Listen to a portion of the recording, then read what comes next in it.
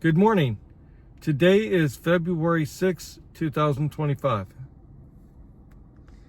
Distress shows that we are not entrusting our lives to Christ. Saint Porphyrios of Kavso-Kalivia. Venerables Barsanuphius and John the Prophet.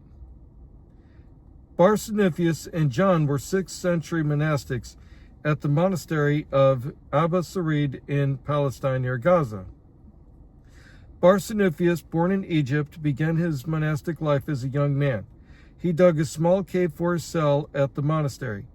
John was his disciple, and he imitated his teacher in silence and through ascetic deeds. Because of his gift of insight, John was called a prophet.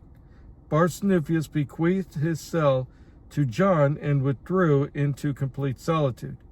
He survived on bread and water and lived 50 years in ascetic deeds, giving himself over entirely to prayer. When the Patriarch of Jerusalem heard about Barsanuphius, he visited him unexpectedly, and when his group approached his cell, fire darted out.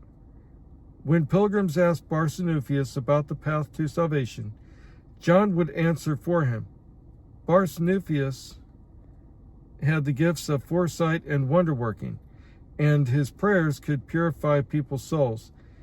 He raised the dead, cast out demons, and healed the sick. He could even send rain upon the earth. He was granted these gifts after many years of temptations and illness. For himself, John predicted much, even his own death. The young abbot of the monastery implored John to remain longer to teach him how to govern the monastery. John agreed and stayed alive for 2 more weeks.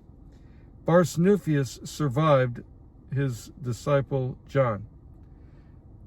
Some of the commemorations that I'm going to read off today include Barsanuphius the Great and John the Prophet of Palestine, Boukolos of Smyrna, and Photios the Great, Patriarch of Constantinople.